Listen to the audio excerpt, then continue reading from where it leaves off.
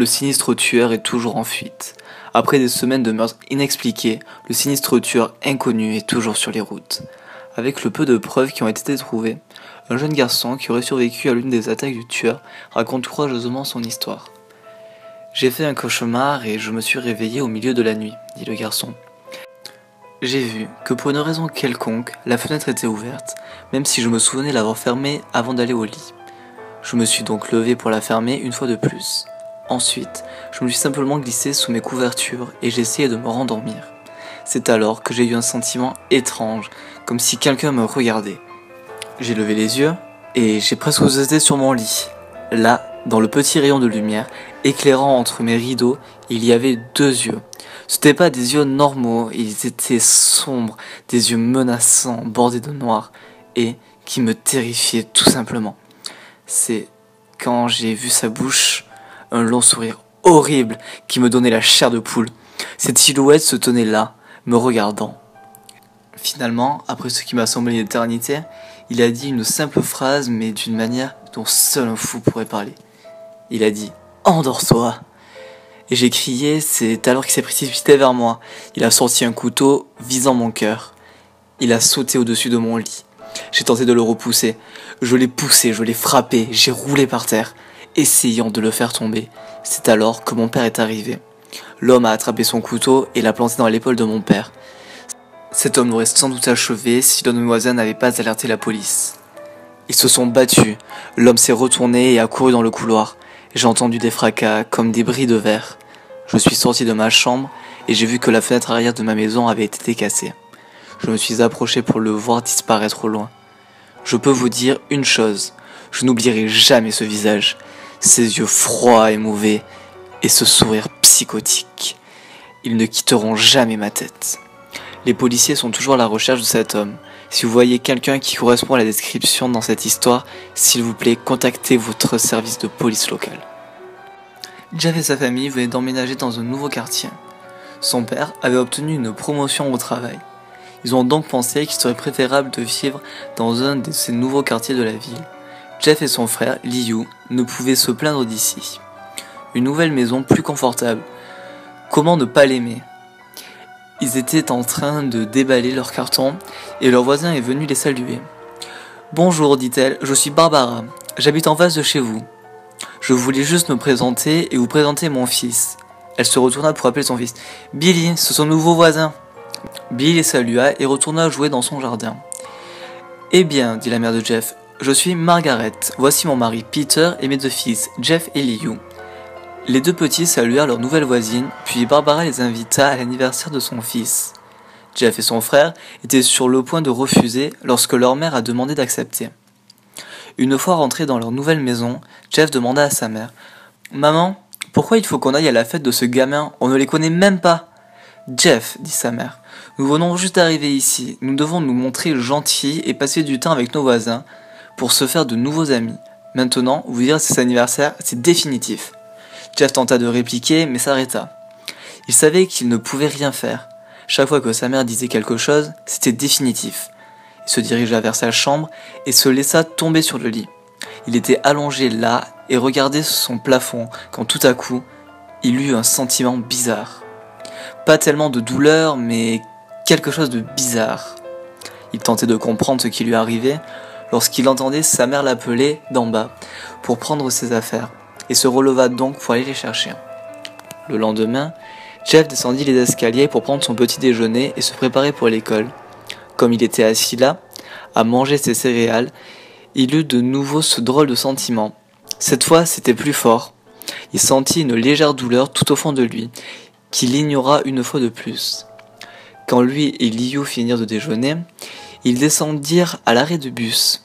Ils étaient assis à attendre quand tout à coup, un gamin sur une planche à roulettes sauta par-dessus eux, à quelques centimètres au-dessus de leurs genoux. Ils firent tous 2 bonds en arrière. « Eh, qu'est-ce » Ce gamin se retourna, il saisit sa planche à roulettes à la main et se dirigea vers eux. L'enfant semblait être âgé d'environ 12 ans. 1 an de moins que Jeff. Il portait une chemise et un jean déchiré bleu. « Bien, bien, bien, on dirait que nous avons de la viande fraîche. » Soudain, 2 autres enfants apparurent. L'un était très maigre et l'autre énorme. « Eh bien, puisque vous êtes nouveau ici, je tiens à nous présenter. Là-bas, c'est Kiss. Jeff et Liu regardèrent le gamin maigre. Il avait un visage d'abruti. Et lui, c'est Troy. Et ils regardèrent le gosse obèse. Tu parles d'un pot de Saint-Doux? Ce gamin donnait l'impression de ne jamais avoir fait de sport de sa vie. Et moi, déclara le premier enfant, je suis Randy. Maintenant, pour tous les enfants dans le quartier, il y a un petit prix à payer pour pouvoir prendre l'autobus, si vous voyez ce que je veux dire. Liu se leva, prêt à frapper, mais Randy avait un couteau sur lui. Tss, tss, tss. J'avais espéré que vous seriez plus coopératif, mais il semble que nous allons devoir utiliser la manière forte. Le gamin s'approcha de Liu et attrapa le portefeuille dans sa poche. Jeff eut un sentiment nouveau. Maintenant, il était vraiment fort, une sensation de brûlure. Il se leva, mais Liu lui fit signe de se rasseoir. Jeff l'ignora et se dirigea vers l'enfant. « Écoute, tu vas rendre ton portefeuille à mon frère tout de suite. » Randy mit le portefeuille dans sa poche, puis en sortit son couteau. « Oh, et sinon, qu'est-ce que tu vas faire ?» Il n'eut pas le temps de terminer sa phrase que Jeff frappa au nez. Comme Randy essayait de protéger son visage, Jeff lui saisit les poignets. Randy se mit à crier et Jeff saisit le couteau de sa main. Troy et Kiss se précipitèrent vers eux, mais Jeff fut trop rapide. Il jeta Randy au sol. Kiss tenta de l'attraper, mais Jeff le poignarda dans le bras. Kiss tomba à terre en hurlant. Troy, lui, tirait Randy pour le sortir de là. Jeff n'eut même pas besoin du couteau. Il le frappa juste directement dans l'estomac. Troy chuta. Il vomit en se tenant le ventre. Liu ne pouvait rien faire, mais regarda son frère avec étonnement. « Pourquoi t'as fait ça, Jeff ?» C'est tout ce qu'il a pu dire. Le bus arrivant, il ne voulait pas être blâmé par tout ce qu'il venait de se passer. Ils se mirent à courir aussi vite qu'ils le pouvaient. Liu jeta un coup d'œil en arrière pour voir le chauffeur de bus se précipiter vers Randy et les autres. Jeff et Liu arrivèrent à l'école et n'osèrent rien dire sur ce qui s'était passé. Liu pensait que son frère avait fait ça pour le protéger, mais Jeff savait que c'était autre chose, quelque chose d'effrayant. Lorsqu'il avait eu ce sentiment, il réalisait combien il était puissant, l'envie de juste blesser quelqu'un. Il n'est pas la façon dont les choses tournaient, mais il pouvait s'empêcher de se sentir heureux. Il tâchait de ne pas trop penser à cette sensation étrange durant ses journées d'école. Même lorsqu'il rentrait chez lui, à proximité de l'arrêt de bus où il s'était battu, et sachant que maintenant il ne pourrait probablement plus prendre le bus, il se sentait heureux. Quand il est rentré chez lui, ses parents lui ont demandé comment s'était passée sa journée. Il avait répondu d'une voix un peu inquiétante. « C'était une journée merveilleuse. » Le lendemain matin, il entendit frapper à la porte. Il descendit pour trouver 2 policiers dans l'entrée. Sa mère le regardait avec colère. « Jeff, ces officiers me disent que tu as attaqué 3 enfants, que ce n'était pas un combat régulier, qu'ils ont été poignardés. Poignardés, mon fils !» Jeff baissa les yeux, montrant à sa mère que c'était vrai. « Maman, ce sont eux qui ont attaqué moi et Liu. »« Fiston, » déclara l'un des flics, « nous avons trouvé 3 enfants, 2 poignardés, le 3e ayant une échymose sur son ventre, et nous avons des témoins qui prouvent que vous avez fui la scène. Maintenant, qu'est-ce que cela nous dit ?» Jeff savait que c'était inutile. Il ne pouvait lui dire que Liu avait été attaqué, mais il n'y avait aucune preuve que cela n'était pas eux qui avaient attaqué le premier. Il ne pouvait pas dire qu'il ne fuyait pas, parce qu'il s'agissait bien de la vérité, donc Jeff ne pouvait pas se défendre, ni lui, ni Liu. « Mon fils, appelle ton frère. » Mais Jeff ne pouvait pas le faire, puisque c'était lui qui avait battu ses enfants. « Monsieur, c'est moi. Je suis celui qui a blessé les enfants. Liu a essayé de me retenir, mais il ne pouvait pas m'arrêter. » Le flic regarda son partenaire, et tous les deux hochèrent la tête. « Eh bien, gamin, il me semble que l'on va devoir t'arrêter. »« Attendez !» dit Liu. Ils ont tous levé les yeux pour voir ce petit garçon tenant un couteau. Les policiers ont alors sorti leurs armes et l'ont mis en joue. « C'est moi qui ai fait ça. J'ai des marques qui le prouvent. » Il leva ses manches pour révéler des coupures et des ecchymoses, comme lors d'un combat. « Fiston, pose ce couteau !» déclara l'officier. Liu lâcha son arme qui tomba au sol. Il mit ses mains en l'air et se dirigea vers le policier. « Non, c'est pas lui, c'était moi, je l'ai fait !» Des larmes coulaient sur le visage de Jeff. « Oh, mon pauvre frère, essayez de prendre tous les blâmes pour ce que j'ai fait. Eh bien, emmenez-moi !» La police conduisait le petit garçon jusqu'à leur voiture de patrouille. « Liu, dis-leur que c'était moi.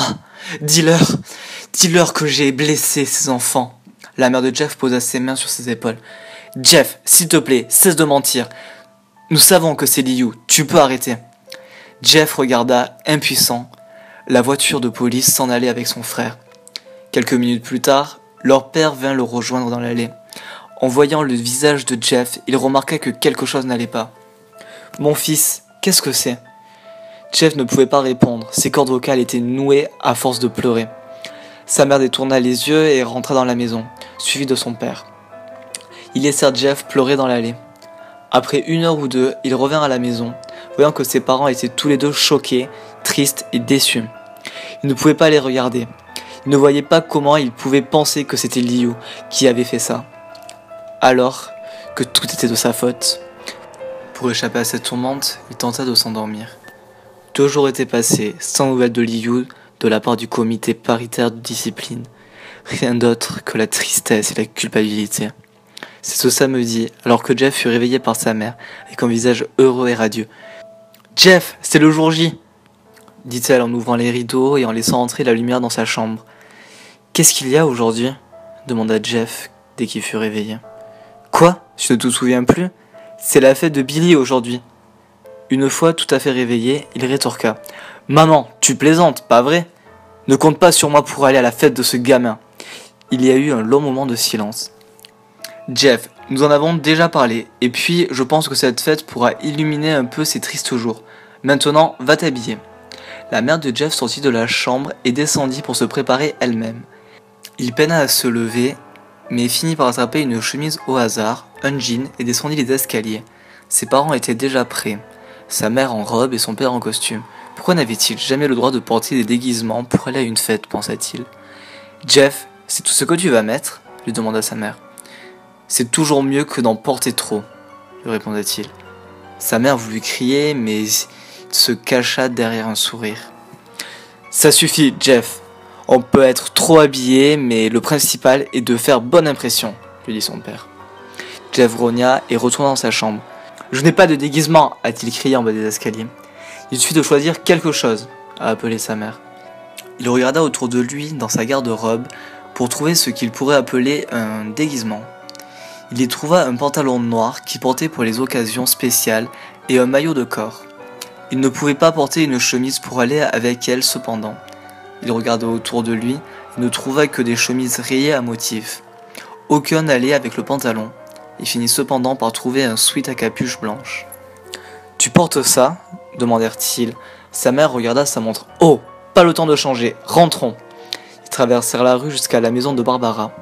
Ils frappèrent à la porte et Jeff remarqua que Barbara, tout comme ses parents, était trop habillée. Alors qu'ils entraient à l'intérieur, Jeff put voir qu'il n'y avait que des adultes, pas d'enfants. Les enfants sont dans la cour. « Jeff, que dirais-tu d'aller les voir ?» demanda Barbara. Jeff se dirigea vers la cour pleine d'enfants. Ils couraient partout en costume de cow-boy et tiraient les uns sur les autres avec des fusils en plastique. On se serait cru dans un Toys R Us. Soudain, un gamin s'approcha de lui et lui offrit un chapeau et un pistolet. « Eh, tu veux jouer ?» lui demanda-t-il. « Ah non, je suis trop vieux pour ce genre de choses. » L'enfant le regarda avec un visage assez étonné. « S'il te plaît, » dit le gamin. « Bien, » finit par dire Jeff. Il mit son chapeau et commença à faire semblant de tirer sur les enfants.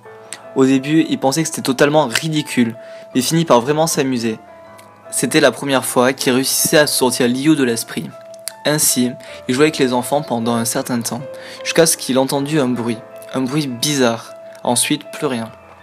Il fut frappé à la tête. Randy, Troy et Keith avaient sauté par-dessus la clôture sur leur planche à roulettes. Jeff lâcha son pistolet et perdit son chapeau. Randy regarda Jeff avec une haine brûlante. « Salut, Jeff, » lui dit-il. « Il me semble que cette histoire n'est pas terminée. » Jeff vit son nez meurtri. « Je pense que nous sommes quittes. Je vous ai frappé et vous avez envoyé mon frère au CPD. » Randy avait de la colère dans les yeux. « Oh non, ce n'est pas encore terminé. Tu nous as eu la dernière fois, mais pas aujourd'hui. » Randy se précipita sur Jeff. Tous deux chutèrent au sol. Randy frappa de nouveau Jeff au nez, et Jeff lui attrapa la tête. Jeff poussa le garçon qui était au-dessus de lui, et les deux se relevèrent. Les enfants criaient et couraient partout. Troy et Keith sortirent leurs armes hors de leur poche. « Personne ne nous interrompra, » dirent-ils. Randy sortit un poignard et poignarda Jeff à l'épaule. Jeff cria et tomba à genoux. Randy lui donna des coups de pied dans le visage, mais celui-ci réussit à attraper son pied et il le lui tordit, faisant tomber son adversaire. Jeff se leva et se dirigea vers la porte arrière de la maison. Troy l'attrapa. « Besoin d'aide ?» Il prit Jeff par le col et le jeta contre la porte qui s'ouvrit. Randy recommença à plusieurs reprises à lui donner des coups de pied jusqu'à ce qu'il commence à cracher du sang. « Allez Jeff, bats-toi !» Il prit Jeff et le jeta dans la cuisine. Randy vit une bouteille de vodka sur le comptoir et brisa le verre sur la tête de Jeff. « Bats-toi !» Et jeta Jeff dans le salon. « Allez Jeff, regarde-moi !» Le garçon à terre leva péniblement les yeux, le visage criblé de sang. « Je suis celui qui a envoyé ton frère en CPD et tu restes là à pourrir sans rien faire ? Tu devrais avoir honte !» Jeff commença à se lever. « Oh, enfin tu te lèves pour te battre !» Jeff était maintenant à ses pieds, le sang et la vodka coulaient sur son visage. Encore une fois, sentiment étrange lui enserra la poitrine. Il ne l'avait plus senti depuis un certain temps. « Enfin, c'est toi !» dit Randy. C'est alors que Jeff comprit. Quelque chose à l'intérieur de lui venait de s'enclencher. Son psychisme était détruit. Toute pensée rationnelle s'était envolée. Tout ce qu'il pouvait faire, c'était tuer. Il attrapa Randy et le poussa sur le sol. Puis prit les bribes de verre brisées pour perforer le cœur de ce petit garçon. Les battements du cœur de Randy ralentissaient. Il manquait d'air, mais comme il vivait encore, Jeff s'acharna sur lui. Coup après coup, le sang jaillit du corps de Randy, jusqu'au moment où il rendit son dernier souffle. Troy et Keith cherchaient Jeff. Lorsqu'ils finirent par le trouver, ils pointèrent leurs armes sur lui. Jeff vint les canons des armes pointées sur lui. Il prit la fuite dans les escaliers. Mais Troy et Keith étaient à ses trousses et lui tiraient dessus. Jeff monta les escaliers. Il se cacha dans la salle de bain. Il saisit le porte-serviette et le décrocha du mur. Lorsqu'il les vit entrer dans la salle de bain, Jeff frappa Troy au visage avec le porte-serviette. Cependant, Keith était plus agile que Troy et réussit à éviter le coup. Il attrapa Jeff par le cou et le plaqua contre le mur. Le choc fit tomber la bouteille d'eau de Javel qui se trouvait sur l'étagère au-dessus d'eux. Le liquide toxique leur tomba dessus, brûlant leur visage. Ils hurlèrent. Jeff s'essuya les yeux du mieux qu'il pouvait. Il put ainsi attraper le porte-serviette et le balança tout droit dans la tête de Keith. Son adversaire gisait là, dans une mare de sang. Jeff laissa échapper un sourire sinistre. Keith se mit à rire à son tour. « Qu'est-ce qui est si drôle ?» demanda Jeff. Keith assortit un briquet et l'alluma. « Ce qui est drôle, dit-il, c'est que tu es couvert d'eau de Javel et d'alcool. » Les yeux de Jeff s'agrandirent lorsque Keith jeta le briquet sur lui. Les flammes dévorèrent le visage du pauvre Jeff. Sa peau fondait et blanchissait. Il poussa un cri terrible, il prit feu. Il se jeta au sol pour rouler et tenter d'éteindre les flammes, mais c'était inutile. Il courut dans le couloir et tomba dans les escaliers. Les enfants et les parents qui étaient revenus dans la maison se mirent à hurler en voyant le garçon en feu tomber sur le sol, aux portes de la mort. La dernière chose que Jeff vit fut sa mère et les autres parents essayant d'éteindre les flammes. C'est à ce moment qu'il s'évanouit. Quand Jeff se réveilla, il vit que tout était blanc. Des bandes de tissu lui entouraient le visage. Il ne pouvait rien voir, mais il sentait un plat sur son épaule et sur l'ensemble de son corps. Il tenta de se lever, mais une horrible douleur le parcourut. Une infirmière se précipita vers lui. « Je ne pense pas que tu puisses sortir du lit de suite, » dit-elle en le remettant dans son lit. Jeff était assis là sans rien voir, n'ayant aucune idée de là où il était. Enfin, après quelques heures, il entendit sa mère. « Mon chéri, comment vas-tu ?» lui demanda-t-elle. Jeff ne pouvait pas répondre, cependant son visage était couvert et il était incapable de parler. « Oh chéri, j'ai d'excellentes nouvelles. Des témoins ont raconté à la police qu'ils avaient vu Randy essayer de vous attaquer. Ils ont finalement décidé de laisser Liu s'en aller. Il sortira d'ici demain, et puis vous deux, vous serez à nouveau ensemble. » Durant les semaines qui suivirent, Jeff reçut régulièrement la visite de sa famille. Puis, vers le jour où ses bandages devaient être enlevés. Sa famille était là pour le voir. Voir à quoi il allait pouvoir ressembler après ce terrible incident. Le médecin commença à défaire les bandages, tout était rivé à leur siège, attendant que la dernière bande fût enlevée. « Ce n'était pas facile, nous avons fait de notre mieux, » déclara le médecin. Il tira rapidement le tissu, dévoilant enfin le visage de Jeff. La mère hurla, les yeux de son père et de son frère affichaient une expression d'étonnement. « Quoi ? Qu'est-ce qu'il est arrivé à mon visage ?» demanda Jeff. Il se précipita hors de son lit et courut vers la salle de bain. Il regarda dans le miroir et vit, cause à leur détresse, son visage. C'était horrible. Ses lèvres avaient été brûlées, remplacées par une épaisse ombre rouge, une chair à vif. Sa peau avait blanchi et ses yeux avaient pris une teinte noire des plus sombres.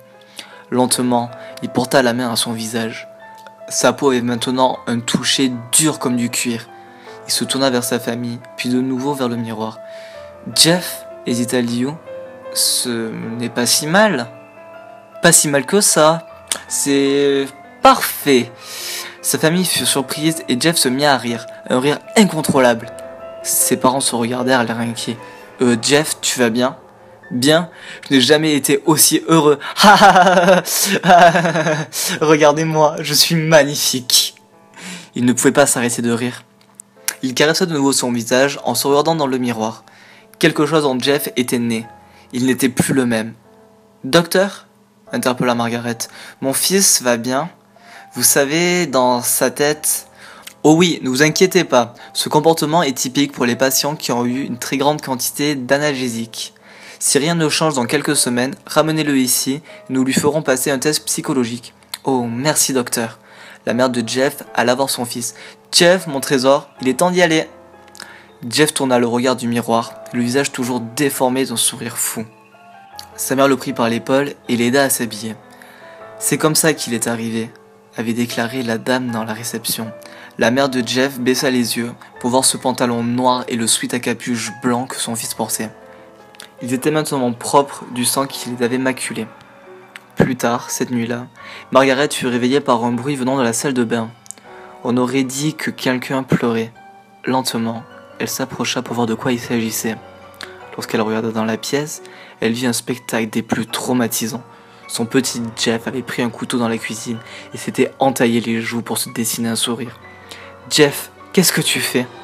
demanda sa mère sous le choc. Le garçon se retourna pour le regarder. « Je n'arrivais plus à sourire, maman. Je ne pouvais plus. Ça faisait mal. Mais maintenant, je peux sourire pour toujours. » Elle remarqua alors que les yeux de son fils cernaient de noir. « Jeff, tes yeux ?» Je ne pouvais pas voir mon visage. Je n'arrivais pas à le voir. J'étais fatigué et mes yeux ont commencé à se fermer. J'ai brûlé mes paupières pour que je puisse le voir, maman. Mon nouveau visage. La mère de Jeff, doucement, commença à reculer, voyant que son fils avait perdu la raison. « Qu'est-ce qu'il y a, maman? Ne suis-je pas beau ?»« Si, mon fils, tu l'es. Laisse-moi aller chercher papa pour qu'il puisse voir ton visage. » Elle courut dans sa chambre et secoua son mari pour le réveiller. « Chérie, prends le fusil, nous !» Elle s'arrêta en voyant Jeff à la porte tenant un couteau. « Maman, tu as menti. » C'est la dernière chose qu'ils entendirent avant que Jeff se précipitât sur eux avec le couteau. Liu fut également réveillé par un cri. N'ayant rien entendu d'autre, il décida de fermer les yeux et essaya de se rendormir. Mais, juste avant de replonger dans le sommeil, il eut un sentiment étrange que quelqu'un l'observait. Il leva les yeux avant qu'une main ne lui couvre la bouche. Jeff leva lentement son couteau au-dessus de la tête de son frère. Liu se débattait pour essayer d'échapper à la prise de son aîné. « Chut !» lui dit Jeff. « Endors-toi. »